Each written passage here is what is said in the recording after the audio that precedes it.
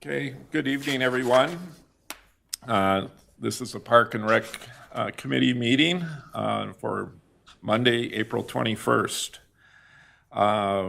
We'll start off by having a roll call of members. So if you could state your name, we'll just go down the line here. We'll start. Chris Casey. Adam Dewar. Larry Schultz. Mary Larson. Jacob Paul. Amanda Cahill. And Jenna Smith. Okay, real good. First agenda item is to approve the Park and Rec Committee meeting minutes of March 17th, 2025. Those were sent out in your packet. Would anybody like to make a motion to approve those minutes? So moved. Is there a second? I second. Okay, motion has been made and seconded to approve the meeting minutes of March 17th. Any further discussion? Hearing none, all those in favor of approving the March 17th meeting minutes signify by saying aye.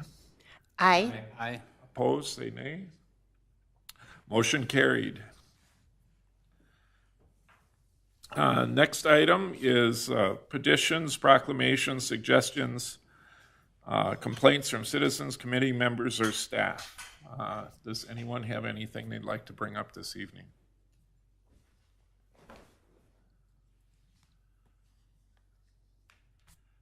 Okay.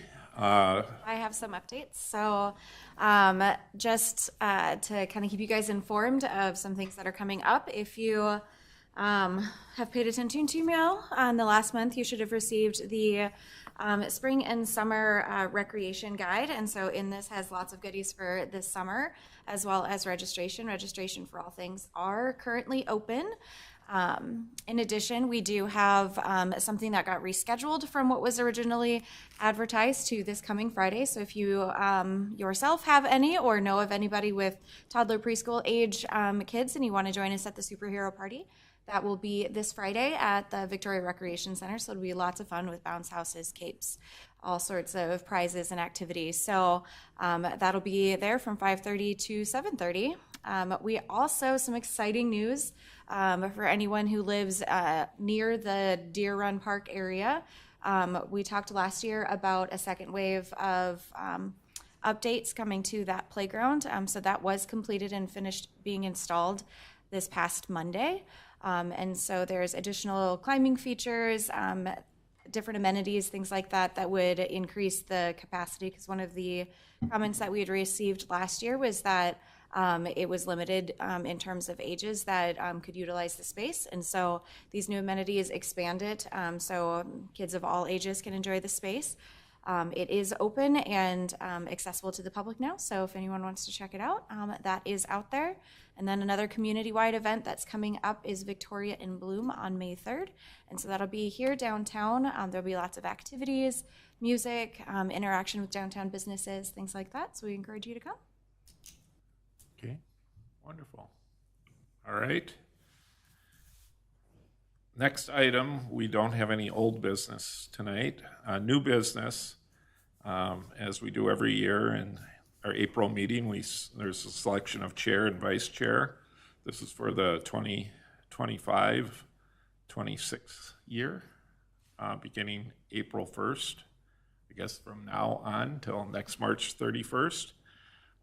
Any nominations for the floor for the chair position? I motion to elect committee member Larry Schultz as chair of the Victoria Parks and Recreation Committee. I second. Okay, motion's been made and seconded. Any further discussion or any other nominations? Okay. Motion's been made and seconded to have Larry Schultz be chair for the coming year. All in favor signify by saying aye. Aye. Opposed, say nay. And I'll abstain because I won't vote for myself. Well, thank you. Okay, next. You. Next item is there a motion for vice chair, a nomination for vice chair? I'd like to make a motion to elect committee member Amanda Cahill as vice chair of the Victoria Park and Rec Committee for next year. Okay. Is there a second to that? I'll second that. Okay, but motion's been made and seconded to have Amanda Cahill be the vice chair for the coming year. Are there any other nominations before we continue or any discussion? Hearing none, all those in favor signify by saying aye. Aye. Opposed, say nay. Congratulations. Thank you. I forgot to tell you, I'm going to be gone most of them. I'll see you next March. Okay. Also like to welcome our 2 new members too. This is their first official meeting, so welcome, gentlemen. And it's always good to have new people and new ideas and new perspectives. So thanks for stepping up to the plate and joining our group. Excited. Thank you. Okay. Next item is member orientation. So this is not only for our new members, but I think it's a good opportunity for us to see a review of some of the things we do and what our role and responsibilities are. And Jenna has put together a presentation for us to take us through the member orientation. So I'll just turn it over to you, Jenna. Wonderful, thank you. Also, feel free at any point in time while I'm giving the orientation, if you want to interject with questions or anything like that, I'd be more than happy to address those as we go on. Otherwise, so first thing, again, I would also like to extend the welcome to our new members. New this year, City Council did approve a 9-person committee. So right now we are missing a few of our members, but this is a 9-person committee. So the current members, we have a handful of their terms, so everyone who was previously on. We have 3 additional new committee members. Joining us tonight are Chris Casey, committee member Adam Dewar, and we are missing our new committee member, Alex Heim. So he will be joining us at the next meeting. And then I do serve as your staff liaison, and so you are welcome to come to me with any questions, thoughts, concerns, and for the most part, I will be the person that you'll get to see every meeting. Just to do some overview highlights for what the committee member responsibilities and duties are. So one of the biggest area that we lean to you on is to review and recommend a lot of the things that pertain to the Parks and Recreation Department. And so you serve in an advisory capacity to City Council regarding the department. You recommend to City Council ordinances related to the park system and recreational facilities and programs. You review programming needs of Victoria residents and provide recommendations for programming changes. You review proposed housing developments for park planning and make recommendations to the City Council and Planning Commission on the proposed park and trail dedications. Reviewing recommended updates to our current park system in accordance with the City Council's park system plan and strategic plan. The next big area is being a champion to promote our city parks, facilities, events, and programs. And so this is where you are out in the community being that voice. You act as a hearing board or a sounding board for citizen concerns. They will get to know you and they will recognize you as somebody that they are able to reach out to. And so that's a great opportunity for you to connect with them and bring information back to us. You promote our existing facilities, our programs, our recreational opportunities. And then this last one is participating in events and evaluating the experiences of the current park system. And this one is a big one that we lean on this committee on because this is an opportunity for you guys to be out in the public, participate in engagement opportunities, serving as an ambassador to our community. And then from there, a lot of the work that we do in our meetings after we have those engagement events is evaluating that feedback so that we can make informed decisions moving forward. Basic meeting information. So our meeting times are typically the 3rd Monday of each month here in this room at the council chambers in City Hall at 6:30. Occasionally we will see changes due to either scheduling conflicts, holidays, or elections. In the summer, it's kind of dependent upon what our agendas are. We do have a pretty full work plan this year, so I don't anticipate a reason that I would cancel. But there are some times where scheduling conflicts come up that we need to reschedule a meeting. With that, we do, because it is open meeting laws, we do have to provide public notice. And so we would do that. Some ones to anticipate, we do typically at the very beginning of the year, all of our meetings fall on federal holidays. And so the first two of the year typically are rescheduled to typically on a Wednesday, but that public meeting calendar is approved at the end of the year. We do always meet here in the same space. And then for member commitment, members are asked to not miss more than 3 consecutive meetings. And then you are to let me know if you are going to miss. Obviously, things come up. We understand that everyone has a personal life outside of here. But just let us know so that we can try to make sure that we're maintaining quorum for our meetings. What is our new quorum then? 6? Okay. I think. Or it would be 5, wouldn't it? 5. That's it. Okay. Because 9 members, Yep. majority. Majority. Okay. All right. So the next area is pretty much the workflow of our meeting. So you've already seen some of this take place tonight. So we do start each meeting with the chair calling us to order. So that'll kick off our meeting, get us started. We do start promptly at 6:30. If there is an evening where you happen to be running late, that's totally fine. Just hop on in. You'll catch us where we're at. Then we do go through a formal roll call. We approve the minutes beforehand. Those minutes I do send out with the meeting agenda. And so those get typed up as a draft that are included into the meeting agenda. So you'll have it at least 3 days, if not more, beforehand to review. Feel free to bring back any comments, whether I misquoted something, whether I forgot to include something, or even if it's something as simple as a grammatical error. Feel free to let me know. I'm only human. So I do make mistakes sometimes, but feel free to come to the meeting with any suggested changes. You can, as a part of the approving the minutes policy or portion of the evening, you would be able to provide any suggested updates, and then the meeting minutes could be approved with the recommended changes. Next, there's the section for opportunity for the committee to be able to bring forward anything that they've heard from the public, whether it's complaints, comments, suggestions, anything like that. There's an opportunity for us to start every meeting with that, as well as a time for me to provide any updates regarding things that are going on with our department, maybe an update on something that you guys have let me know, or just citywide news that is pertinent to this committee. Old business is an opportunity for us to address something that was on a previous agenda that we didn't quite wrap up, or perhaps I have more information to share with you. And so this time you won't see anything on tonight's old business, but an example of something like that would be a project that we had approved with some recommendations, and then I bring back a final one to get approval. And so that would be an example of an old business, so something that we've already discussed that we just are doing a follow-up on. And then, of course, new business is the main show of our meetings.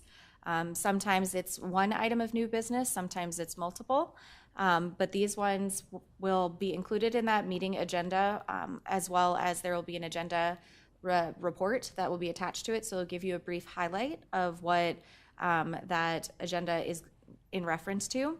All of our meetings, I go more in depth in terms of a presentation. So the presentation that will be here will be providing more information than what you'll see in the meeting agenda. And so that meeting agenda, if you have questions beforehand, feel free to let me know, because that could be something that I would include into the presentation. If you're like, you read through an agenda item and it's like, I know I'm going to have questions about this, so if you can come with that information, that's something that would be wonderful to share with me, because I'd be more than happy to come prepared with that information if I know it's something that you would have a question on. And then everyone's least favorite portion of the night is adjournment. But obviously it's a formal closing of our meeting. Anybody have any questions about that before I continue on? If there is suggestions or complaints or proclamations, is there usually like a follow-up at the upcoming meeting? on If it's something that I need to look into, then yes, I would come back with more information. We are pretty informal around here, and so if there is something that you come with a question on, or maybe a concern, and I know how to address it, like we're already in process of, or that's already feedback that we're looking into, that would be something that I would respond to you on the spot. If it's something that requires me to do some more digging, then I would do more digging and bring it back to a future meeting. Okay. Or perhaps it is something that we need to work on and we'll add it to a future agenda item. Cool. So, yeah. And we encourage people to bring things up too, because we're the eyes and ears of the committee in the community. So you know, if you're hearing your neighbor or you're hearing things, or you're at the park and you see something, you want to talk about it, this is the place to do it. So. Wonderful. All right. So for our meetings, what you got emailed is something that's sent out through our agenda software. It's called iCompass, and this is something that is accessible to the public. So they're able to view all of our stuff. And so with this, if you go to the city's main page, you'd be able to find it either by searching for it or by clicking through. And then whenever you get to the software itself, you would find the Parks and Recreation Committee box, and it would have all the information here. So just quick little detour. I'm going to show you how to find it. And so when you go to the city's website, so victoriamn.gov, you would go to the government tab. If you just want information about the Parks and Recreation Committee, all of your lovely names and your terms will be listed if you clicked on this link. And so if you want to find information about our committee itself, you'd click here. And then in terms of accessing our agenda software, you'd click on the city meetings, follow through, click on the meeting portal, and this would bring you straight to the page. And then you can scroll down. There's lots of information on here. So if you really want to nerd out and do all the things city council, all the planning commission things, you are more than welcome to peruse all the information.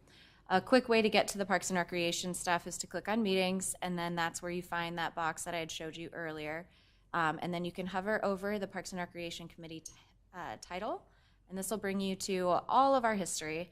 And so you can scroll through all the back dates for our information.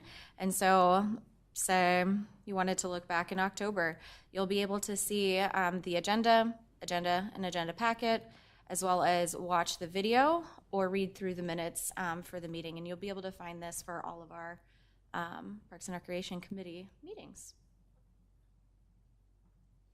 All right. Next thing to make note of, as you just saw that there is a video feature, it means that all of our meetings are recorded pending some sort of technological difficulty that requires them to be down. In that case, we would have old-fashioned written notes. So all of our meetings are live and recorded for on demand, so people could be tuning in right now and watching it, or they can come back later. If you ever miss a meeting and you want to catch up on the things that we discussed, you are also able to go back and watch later. So some things to keep in mind, because we are live and our mics are considered hot. Be mindful of any nonverbal things that might be going on, because cameras would pick that up, as well as side conversations and background noise. So if you are talking to your neighbor or something like that, that might be picked up on the microphones. And then just always assume that the cameras and the audio is on, unless we've officially adjourned the meeting. Where we can watch this, so all of our residents could watch this through Mediacom on channel 8. They could watch it through that agenda portal that I had just shown you, or we have a city YouTube channel that anyone can access. So I know that several of you recently attended the open meeting law training for all of our new committee members, but just a refresher, because this is all something that's really great to keep in mind, especially now that our committee has grown significantly. There's a lot more people, so we need to be mindful of any sort of information that might be shared outside of public meetings. And so all of the public meetings need to be open and accessible to the public. And this is because of three main areas that prohibits things being discussed in secret, where essentially we want the public to be able to have access to it. So if there's multiple people getting together, if you're discussing city business, be mindful of when you might potentially be meeting a quorum. And maybe if you just happen to be friends with everybody in this room and you guys are getting together for a barbecue, make sure you're not discussing any sort of city business, because at that point you'd be hitting a quorum. And we would want to make sure that that was public. So the public has a right to be informed of the things that are going on, and essentially the biggest guideline with this is we don't want any decisions or any conversations that impact the direction of this committee to be done behind closed doors. And so we want transparency and we want authenticity for this committee. So if you are seeing some committee members outside, just make sure you're not hitting that quorum. Some other general guidelines is to think about the communication channels that we might use. So technology also applies to the quorum that we might reach. So if you get pulled into an email and there's multiple people on it that are on this committee, I would recommend not doing a reply all or anything like that, so that you avoid some of that public information, because even personal emails might be pulled into public data if it is doing city business. Any questions regarding any of this? All right, you ready for the fun stuff? All right, so just wanted to highlight some work. So the things that happen during these meetings are things that actually do provide direction for what the department does. And so some things that we had accomplished as a committee last year is I got a crash course the second that I accepted this position. So for our new committee members, I started last year, almost a full year ago. It was this meeting last year that it was announced that I was joining you guys. And when I first got here, I was quickly thrown into the world of learning how to be a city planner, because I had never reviewed a sketch plat in my life. We reviewed a lot of sketch plats last year. So City of Victoria is a rapidly growing community, and we have new housing developments that are coming. And with the City of Victoria being dubbed the City of Lakes and Parks, something that is very important to both the City Council and, of course, this committee is making sure that that is the forefront of our decision making when we're reviewing a lot of these new developments that come through. And so throughout the course of last year, there was quite a few developments that came through that this committee reviewed in terms of identifying what parkland was being dedicated, what trails, sidewalks, connections were being included in the plans, as well as park dedication fees that would aid in the development of future parkland. And so there was 4, 5 different residential and commercial developments that were conducted last year that some passed, some didn't, that this committee reviewed and moved forward. Another thing that this committee had accomplished was different areas of public engagement. And so earlier on in the year, this committee provided ideas and thoughts regarding the theme of types of questions that they wanted to ask for the Victoria Recreation Center survey. We are approaching a time of decision in the direction and the future of that facility. And so this survey helped us get a pulse on what the community was looking for. And so this committee was able to gather thoughts and ideas of what to ask. And then when that information was gathered, this committee reviewed all that information and found some of the major key themes for us to consider as we move forward. Earlier this year, we did review a public engagement policy that is helping to steer our engagement efforts as we continue on with new developments and upgrades to larger facilities.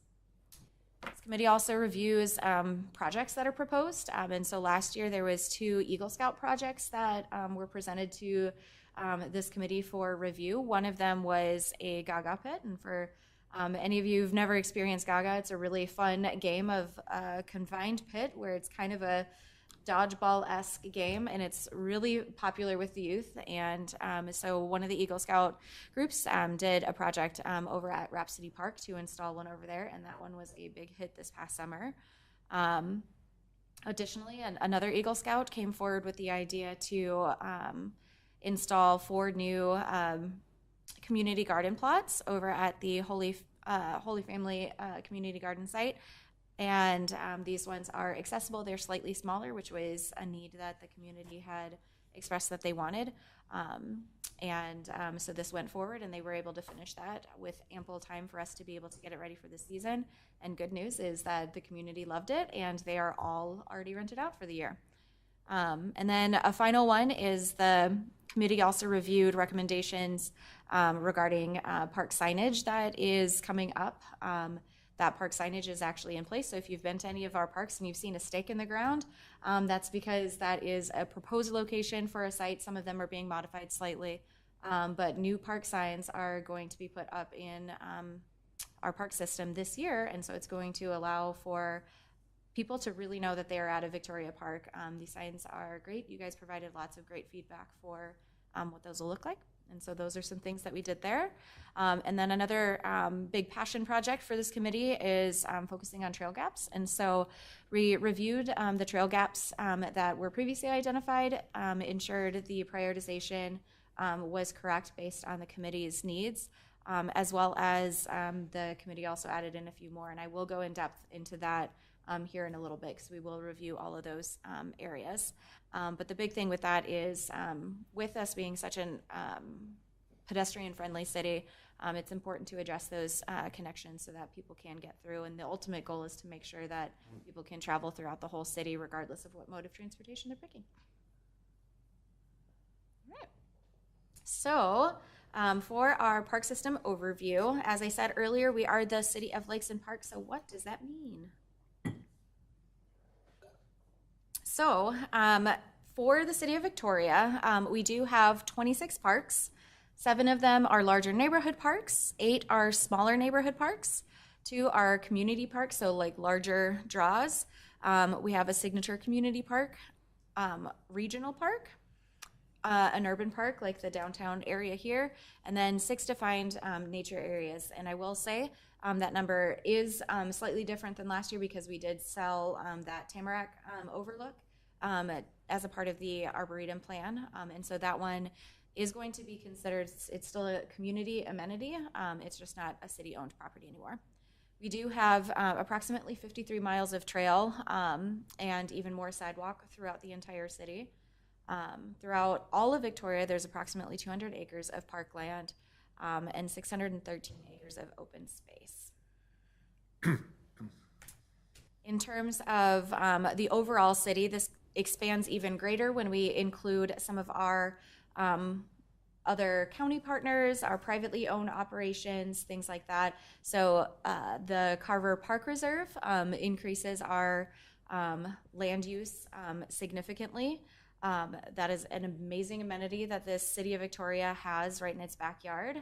We also have a privately owned Deer Run golf course, and so that's included as a recreational amenity for the city.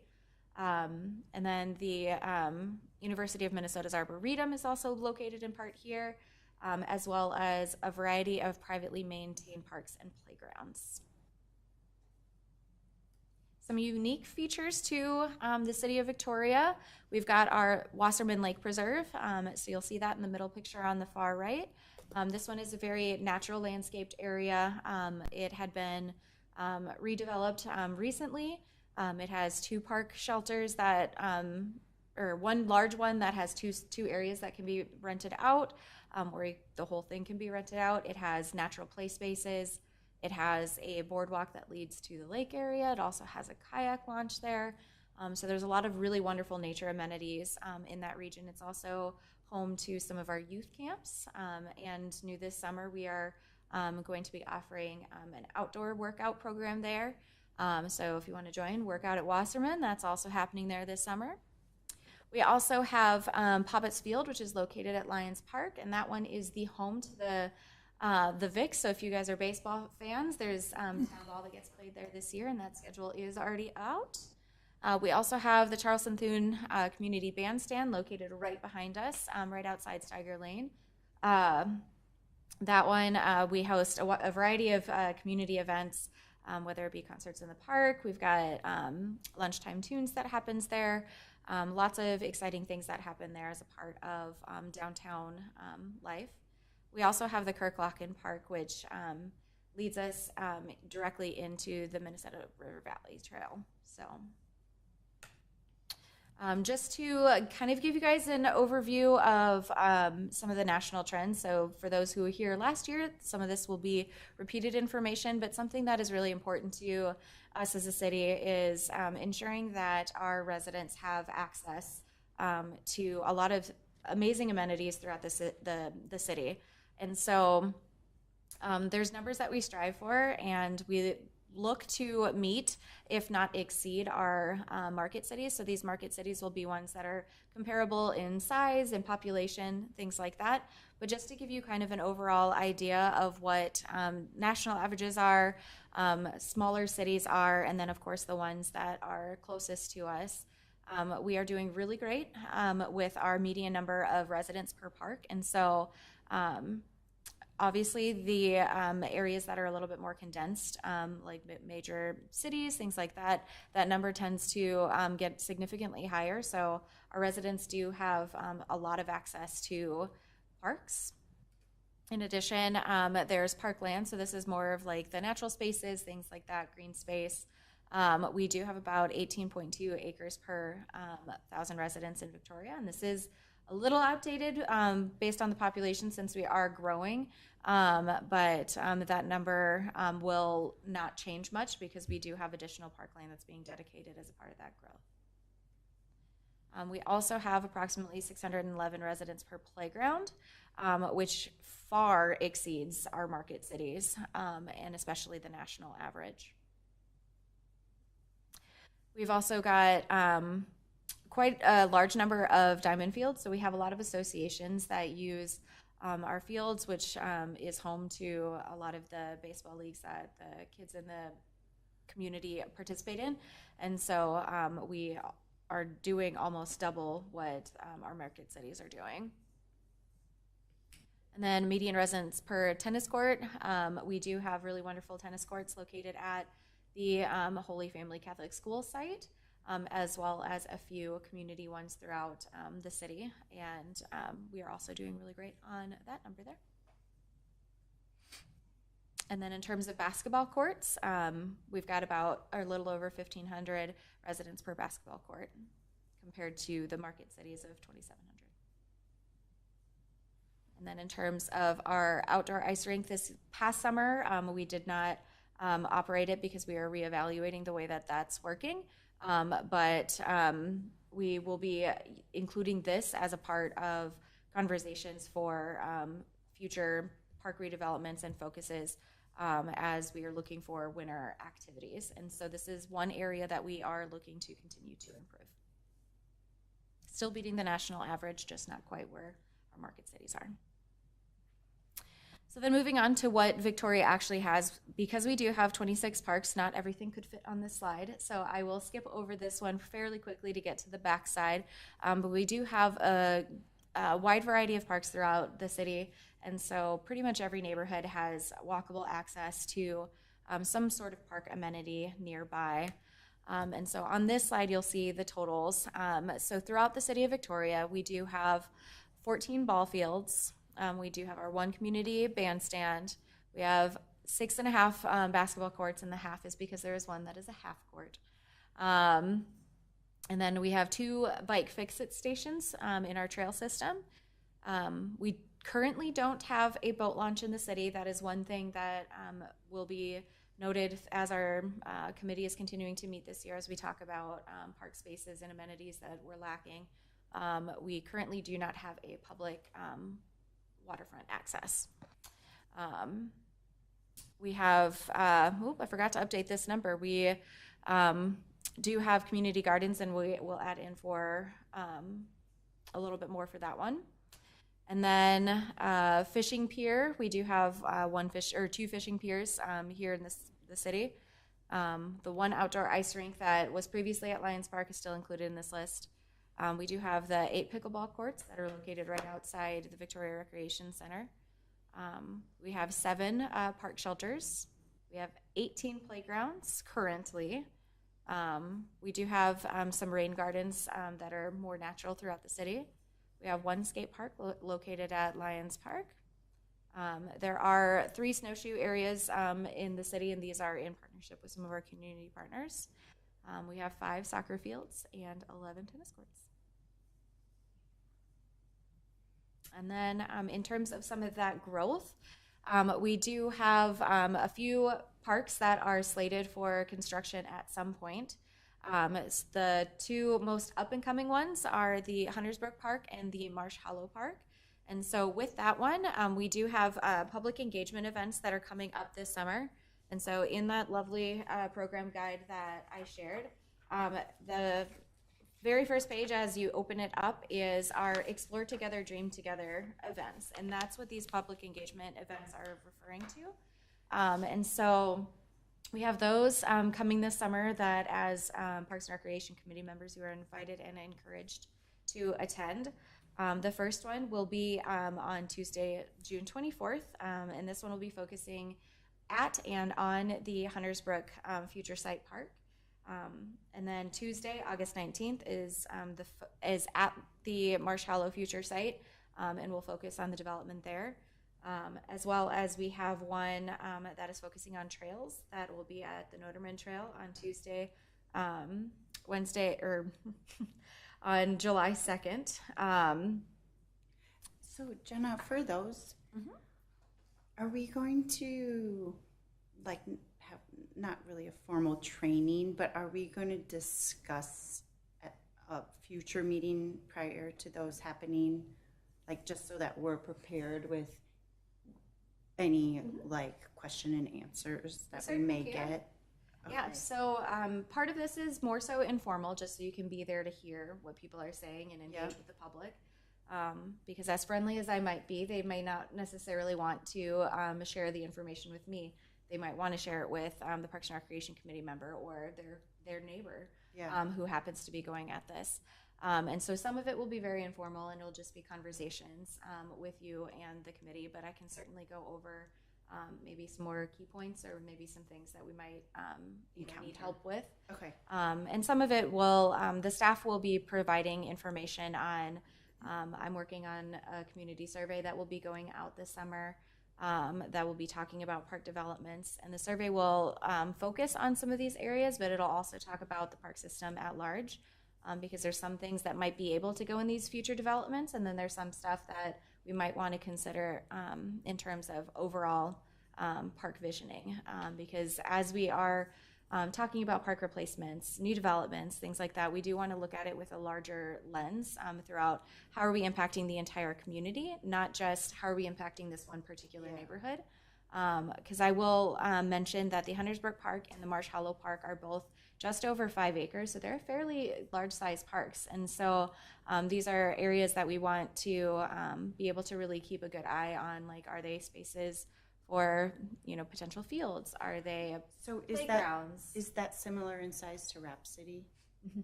Okay. That's super helpful. And then another one that we've received lots of questions on is the future Brookmore Park. That one is going to be included in the upcoming capital improvement plan.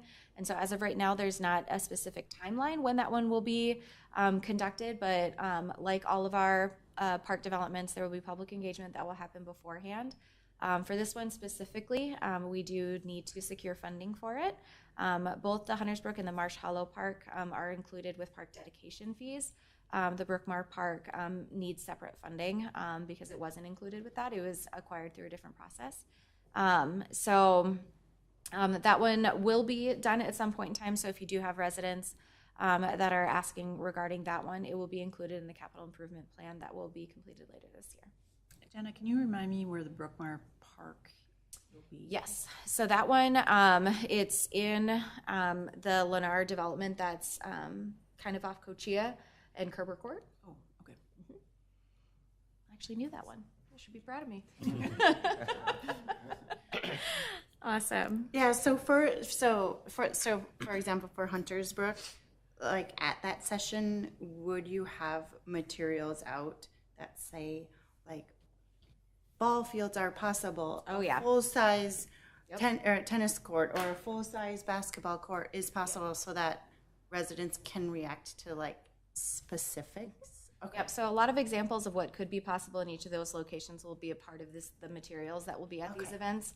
And so no need to worry on any of that. We'll have all those materials. We'll also be working with our communications department, and we've already been brainstorming some ways to make it interactive so that people can be engaged with it. And it's not just a conversation, it's, you know, some visuals, things that they can engage with, things like that, because we really do want the community to tell us what it is that we want. We don't want to just create a park that may not meet the needs of the residents.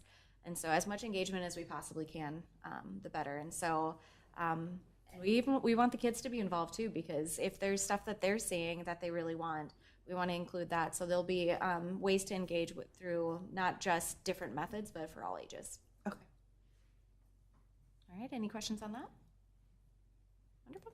All right, we'll move on to our trail assessment. So I will be going through our trail gap priorities. And so this is something that this Parks and Recreation Committee has evaluated before, but we did reprioritize them last year. There was a lot of sites that were mentioned that are still a part of that trail gap list that we prioritized, as well as a couple additions that were included. So with this list, I'm just going to go through. There's a lot of different reasons that things might be on this list, whether it be development, you know, environmental restrictions, maybe private lands, things like that. Maybe it's a county road that we need to work with our community partners on. So there's a variety of reasons that these trail gaps exist. And so we will talk through those kind of on a high level as we continue on, and I'll also kind of give an update as to where some of these are, because the good news is that there's quite a few of these that are actually going to be addressed as a part of the Arboretum Transportation Plan that's coming up. And I do encourage any of you, if trail gaps are a priority for you, reading through that Arboretum Transportation Plan, it has a lot of really wonderful information on there as to how they're addressing this and kind of a timeline of when some of these things are coming. And so the first trail gap that we have identified is the Verrier Road East Trail. This. Can I ask you to share one thing? Because I knew I didn't get this and understand this for a while. Can you share, like, all of our park funding is from, like, park dedication fees and specific budget, but trail funding is completely separate from that. Mm-hmm. So I don't know if you want to speak more to it, but I know, like, that has always been a question that we've, like, rediscussed. Sure. Yeah, so new developments do come from park dedication fees. Upgrades are things that, for parks, are things that get budgeted. Parks and trails, or the trails, are also things that have to get budgeted for. Some of them, these ones are tricky because some of them might be streets related. Some of them might interact with a county system or a highway, things like that. And so sometimes the funding is a little bit different for our trails. The city does have the lens that they want trail gaps to be addressed when new developments and street projects come through. And so a good majority of the trail gaps are addressed when we do upgrades to a street. Like, say a county road needs to be replaced, that's the time for us to be able to do those upgrades, to incorporate that into potentially, you know, different sources of funding.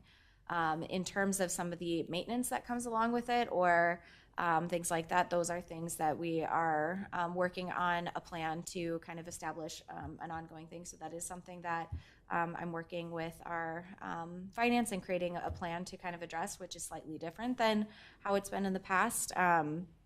But typically that's something that it comes from a completely different funding source. And so trail gaps unfortunately exist for a reason, and that's because they're really hard to fund. Because it's not something that just has an ongoing budget for it, doesn't have a revenue source that's coming in for it. And so some of these, that's why you'll hear me note that it's being included in a future plan. for development or a street project or something like that. But the city is working on finding a way to create a sustainable funding source that we can continue moving these forward. But the details of that are yet to be determined. But feel free to get excited because I'm working on it. I The think, funding source. I think one of the things too that until we got real, looked at these and we saw what the cost of some of them are, it's a lot more than you would realize. Some of the trails were, around $1 million. 500,000 was not unusual. That doesn't get you a whole lot because they have to meet certain standards and other things too. So I know when I first got on here, it's like, well, it's kind of like doing your driveway, so you do a few of those. And, for $15,000, we should kind of get this one done, and it's not even close to that. So. Is there a link or a direction to a specific set of minutes or collection of minutes to find the actual study that developed kind of these outputs? So there is a meeting minutes somewhere, the date that it is, I'm not 100% sure. It was towards maybe November that we talked about it last year. However, if you go online to Victoria's website and just search trail, it'll pop up. There's an entire page on our website that talks about trail connections. The prioritization is listed on there, which I will note that I have shared the prioritization list with our communications department recently. And so they will be getting the updated. It still has the outdated. You can blame me on that one. I got the information to them and they will be working on updating that. So you'll be able to find it there, and the updated version is coming soon. But maybe Larry, you want to share, and Mary have been on here for years. We re-looked at trail gaps, but if you guys want to share your history, I think that's helpful too. Okay, well, I can, when I first got on the committee, we looked at all the gaps, and we had some criteria we established first. And we looked at different things like access to the downtown area, how many people might be using this, are there neighborhoods that are excluded that can't get on the trail system. We made a list of all those, and we kind of went through this process. It took a long time. I think I had dark hair then. But it took a lot of time, and we came up with some priorities. And the role of this group is not that we're going to do this, it's to recommend this to the city council. So we're kind of advisory in a way, but the city council looks for our recommendations and those things. So we looked at that and we recommend that, here are the trail gaps that we see. And then we attempted to go forward to address some of those major gaps that we could. And there was some funding at that time, but we found it didn't go too far. So the staff is always looking for grants and things. And we did receive one grant that would have completed one of the trails, but we needed to get some right-of-way approvals that we weren't able to get at that time. So that one we only could do part of that trail. And with the Arboretum project that will be completed coming up, so that's good. And then each year we kind of take a look at that and see, is this still the case? And I think if nothing else, it continues to bring to the attention of the council and the city residents that, that there is an ongoing process to look at gaps. I don't know, Mary or Amanda or Jacob, anybody want to add? Or Terry?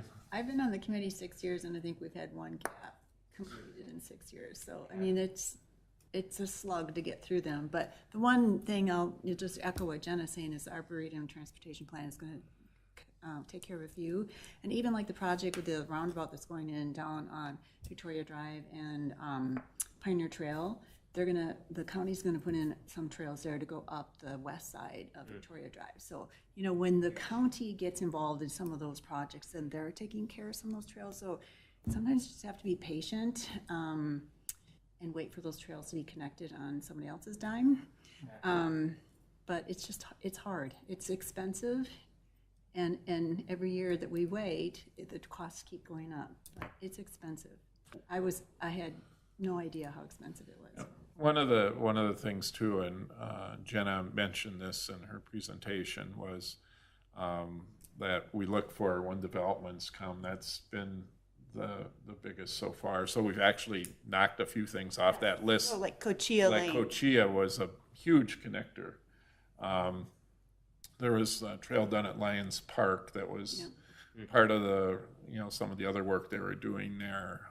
So there's several of them that are happening, and we're always looking for that. But the real key is looking forward, and that's something else Jenna had mentioned, that we review the plats for new developments. So we're always looking and encouraging, that's the time to put the trail in, have it part of the development. And it's never going to be cheaper than to do it then and do it right.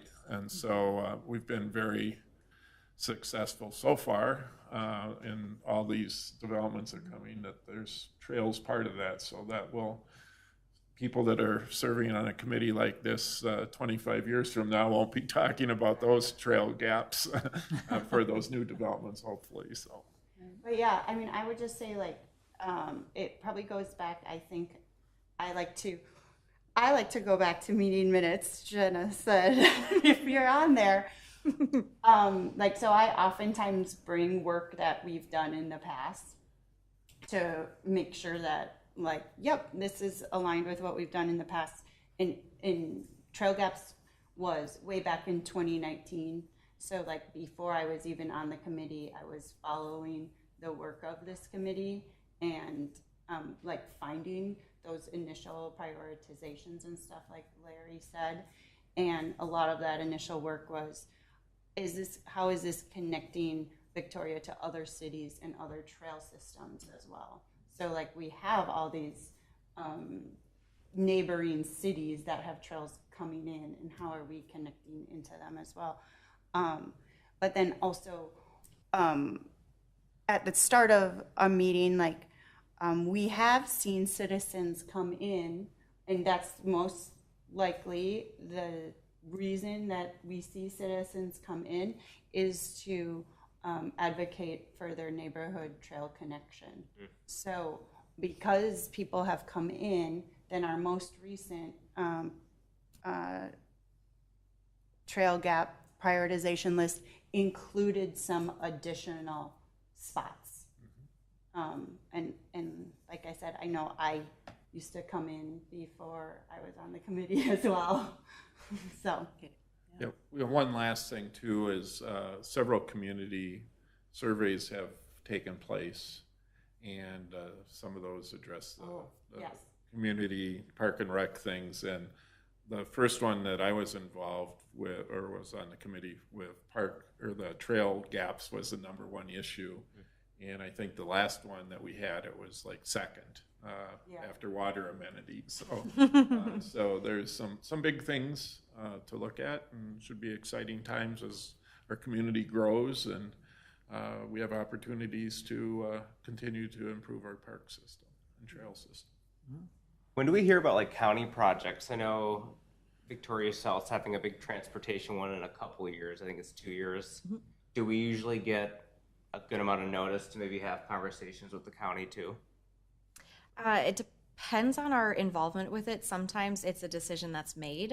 Okay. And so if it's something that we can provide feedback on, then we will do that. But there are some times that the decision is made on a much higher level.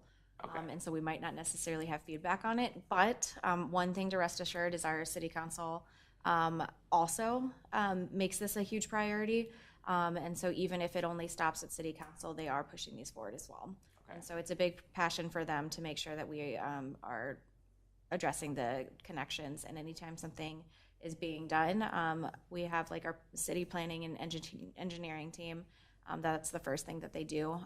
The city also has a development review team, which I also sit on. And so when these things do come across, I'm advocating for it. And so even if it is something that doesn't quite make it to the committee, I will keep you guys informed when I know when things are coming, as well as be advocating for that outside of this. So some of this is work that you guys are making those recommendations and bringing forward, and then some of it is you've already made your stance very clear of these are the things that you want, so these are things that I will continue on outside of these meeting times. You can personally sign up for Arboretum Area Transportation Plan updates and ask to be included in their mailings and emails as well. I get them all the time. It's really informative. It is. Yes. Yeah. Yeah. Wonderful. Cool. All right. Hey, Jenna? All right. So I'm going to briefly go over this. And if you have any questions regarding any of these specific trail gaps, feel free to ask or see me later. And again, there will be more detailed information that will become available online soon. So this first one is a little over a mile between Highway 5 and County Road 18. This trail connection would be a major hub for a lot of different things, including the Minnetonka Regional Trail. It'll get you to Carver, Chaska, the Arboretum, things like that. This is one that is included in that Arboretum area transportation plan, so this one is being addressed. The next one is an extension of the Lake Minnetonka Regional Trail. This one is one that this committee had ensured that this one was a higher priority in terms of like if we have a choice to be able to address it. One thing to note with this one, there is a wetland and creek between Kirkwalken and Lake Bridge, so this trail is one that's challenging to complete. There's also some privately owned parcels that would need to be acquired as a part of this trail. So this is one that is rather challenging to complete, but the city is continuing to identify solutions for this connection, as well as working with any future developers that might come through this area. The next one is a little over a quarter mile between or along County Road 11. And this one would connect Chevelle to Red Fox Trail. The city is continuing to work with the county partners to develop this trail when future improvements occur. This one would require county rights-of-way access to that trail crossing at Red Fox Drive. Next one, County Road 11 to Watermark neighborhood along 43. This one is just under half mile.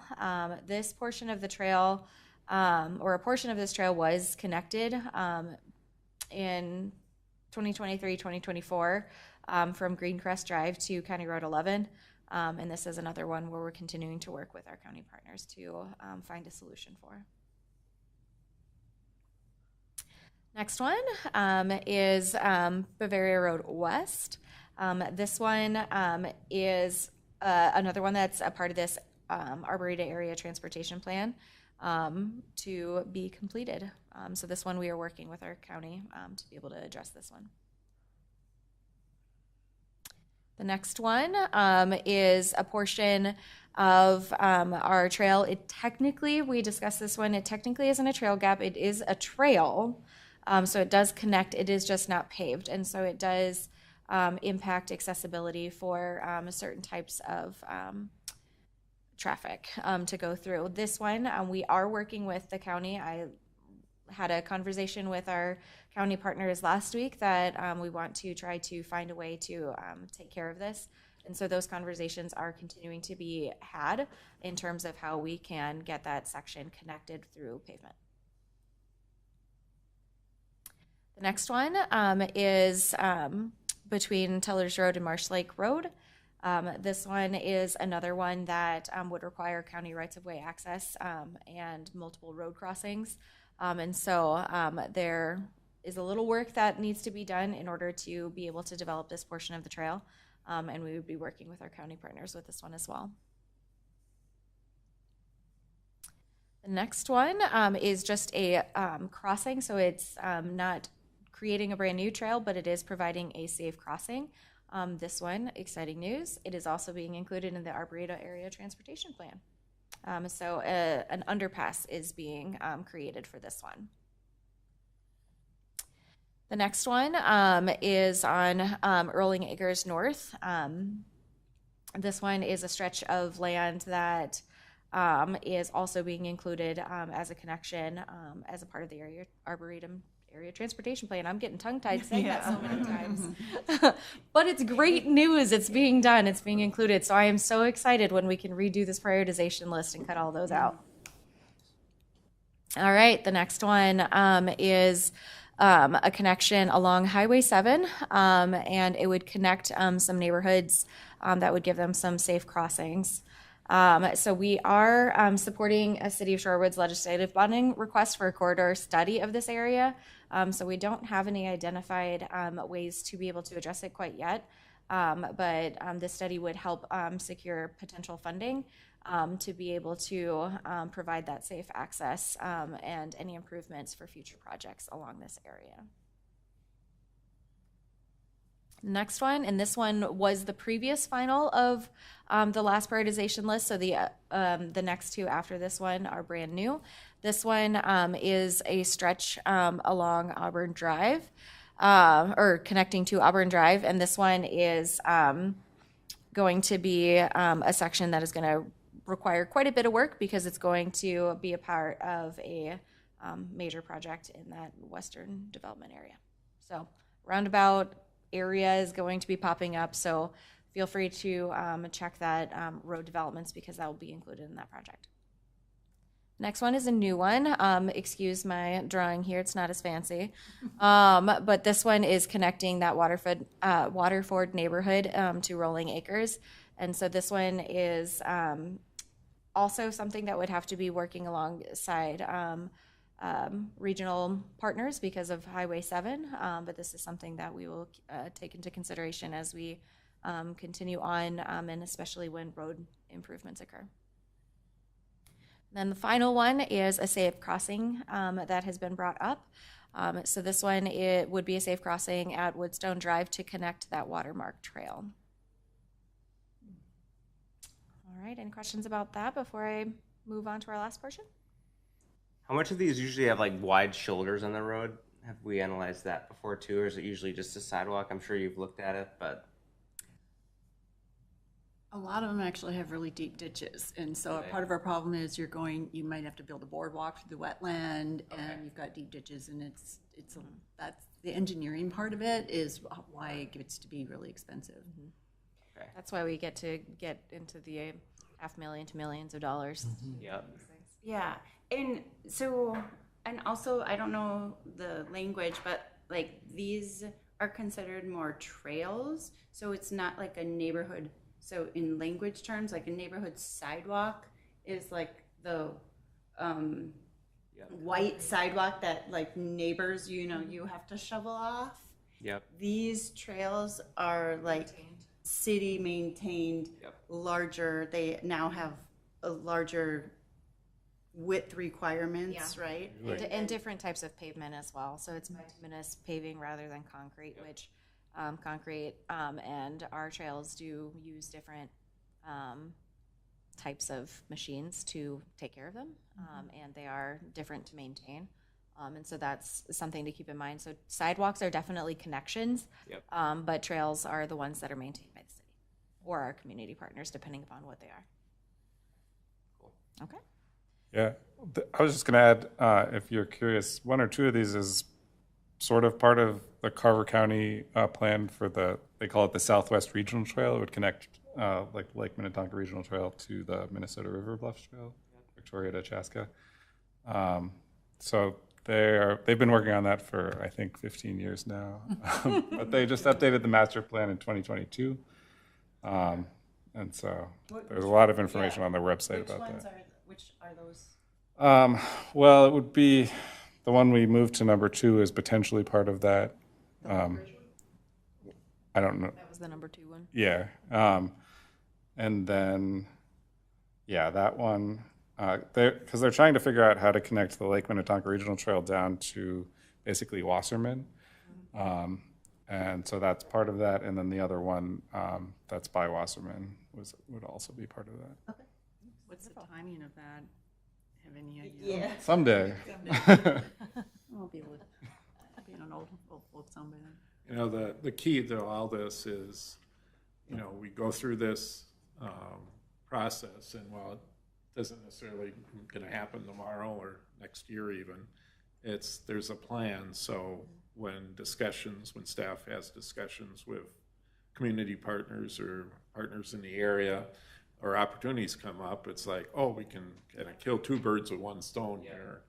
And there is a plan, as opposed to not having a plan, and then it maybe gets missed, or we miss an opportunity.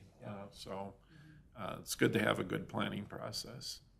Yeah, I was curious because like I've lived in Minneapolis, and that had wide shoulders and big trails right next to each other, which is really nice. And then in Shakopee, it's a lot of trails but no shoulders, so it was kind of hard based on what you're working on. So yeah, it's a unique spot where can you hit two at once, just one. So Awesome. All right, so our next thing to talk about is the Victoria Recreation Center. So this facility was originally built in 2002 and was named the Victoria Fieldhouse. At that point in time, it was one sheet of ice. So the site was built with just that one rink. It was lacking a lot of the amenities that we know it to be now. So it didn't have meeting rooms or office spaces or storage or things like that. So the school district came on board in 2009, which allowed the expansion to 2 rinks as well as additional amenities within the facility. The recreation center is fully self-sufficient with funding. It's not supported through city tax dollars.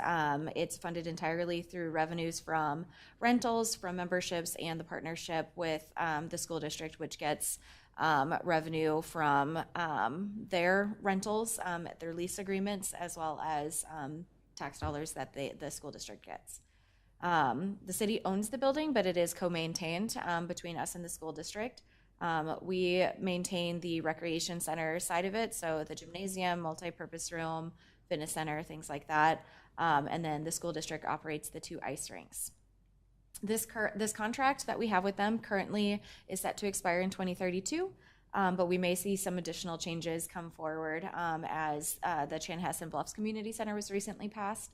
And as it would make sense for namesake, Chanhassen Storm would, the plan is to move them to this facility when they are able to open it. So it creates new opportunities for us to be able to consider the use of this space and how we want to operate it when that lease agreement does end or if it ends early. So the Victoria Recreation Center has a lot of different things that operates out of it. Like I said, there are the 2 ice rinks, so it is home to currently the Chanhassen's Storm boys hockey team. The Holy Family Catholic School does have, it is home to both the boys and the girls hockey teams. And it's also one of the home ice rinks for the Cheskachan Hockey Association. So they are our major users, but we do have other community partners that use the space. As well as we have our open skate program that's there as well. We also have other amenities at the recreation center in addition to the ice arena. We have a gymnasium which has 2 full-size basketball courts in there, but these basketball courts aren't just used for basketball. The courts are designed so that it can be used for a variety of things, including there's volleyball nets that are kind of built so that you can place them into the ground. So it can be used for volleyball nets. Those basketball hoops are designed to come up and down to be out of the way. It is also home to the beloved indoor open pickleball that happens in our winter seasons / really cold spring seasons because Minnesota is Minnesota. And so we do have different things like that. We also do rent it. People, like there's public users that come and rent it for sports or programs, as well as different community events like home shows and things like that, as well as blood drives happen in there as well. It's also home to elections when those come around. We also have multi-purpose room.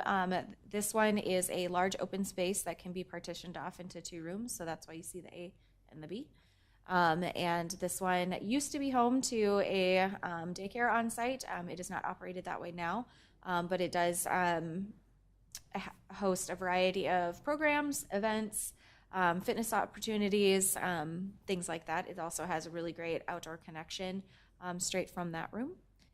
The Recreation Center also has a fitness center that is available to members, so all sorts of fitness equipment, gear, things like that. And then there's a walking track that is open and free to the public. Fair warning, it is above the ice rink, so it does maintain a consistent winter temperature. But when it's hot in the summer, it's very popular, and so a lot of people tend to come, especially if there's bad weather days. So the VRC does have memberships and passes, so it's both member-based, so unlimited access if you're a member, and then there's passes you can do a daily rate, or there's discounted punch passes that are available. Both members and pass users have access to the fitness center. New this year, all of those options include access to group fitness. The gymnasium during just open gym, open pickleball, as well as just any non-rented times it's open to our members. Members also have access to our open skate periods. And then members get discounted rental rates to the multipurpose room in the gymnasium, as well as continuing on with access to the free walking track. The Parks and Recreation Department, just a quick overview, we also do recreation programming, so we're not just facilities, we are programs as well. And so this is something that you might hear from your members of things, or the community, that they're interested in certain things like that. We are a growing department, and so we do hope at some point to be able to bring on additional staff to run more programming. And so those are things that, if there's something that you're hearing from the public that they really wish a certain type of program existed in the community, feel free to let me know. I want to be able to create an environment where we're providing the services and the programs that the community wants, and so if there's something that we can do, feel free to let me know. Some of the existing programming that we already have, it ranges in age, and we are looking again to grow the opportunities that we have. And so we have, family events like our Royal Ball, our Superhero Party. New this year, I started senior bingo programs, which were a hit, and we have another summer one that's coming that'll be out at Wasserman.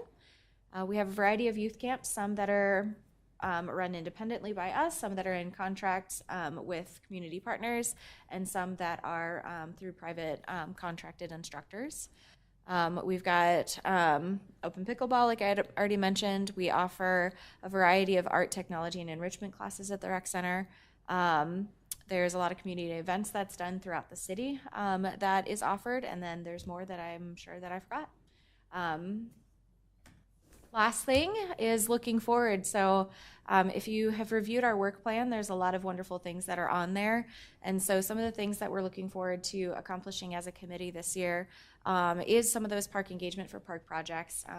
It's a wonderful time to be a part of it because you get to play an active role in casting the vision for how we want our parks to be developed. We've got some non-traditional park spaces that we'll be evaluating. This is some of those open green spaces. It could be trail spaces. It could be water amenities that we're searching for, things like that. We have some code and ordinances that are going to be reviewed this year. So you'll have the opportunity to shape a little bit of how we enforce usage throughout our city.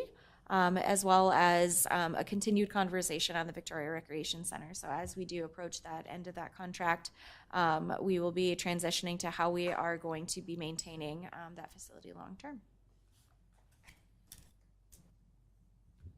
Any questions? Okay, well, thank you, Jenna. That was very informative. Hearing no questions, is there any other business we need to cover this evening? I just thought of one thing. Okay. Sorry I didn't bring it up earlier. I know last time we talked about how the city is providing a service along with a provider for the Emerald Ash Borer management plan. Do we also have a opportunity or connection with a provider for like purchasing trees. Like I've heard about programs run with other cities where residents are provided an opportunity to buy trees for their properties at I believe like discounted rates. Currently, there is not that type of program, but I can bring it up to our Public Works team because they would be the ones with connections with that and see if that's something that we would even be able to do as a city. Okay. I've personally not worked with anything like that before. I do know that other cities run it. It's usually in partnership with some sort of a company that does the trees. So not sure if that's something that we'd be able to provide, but I'm more than happy to bring that forward as a question. Okay. Okay, I do have just a couple things. One is I'd like to take this opportunity to thank Mary Larson for serving as the vice chair for the last several years, and thanks for filling in when I wasn't here and doing so very well. So, thank you. And then also Jenna mentioned, but she's finished her first full cycle of being our Park and Rec director. Done my estimation, excellent job of leadership, and it's kind of come along as learning the system, and I think she's enjoying what she's doing. You can tell by her excitement about Park and Rec. So thanks, Jenna, for all that you do for all of us in the community. And welcome to our new members. So, okay, anything else for the good of the cause? If not, a motion would be in order to adjourn. I move to adjourn. Okay, is there a second? Okay, we're adjourned. I'll assume everybody said yes. Thank you, everyone.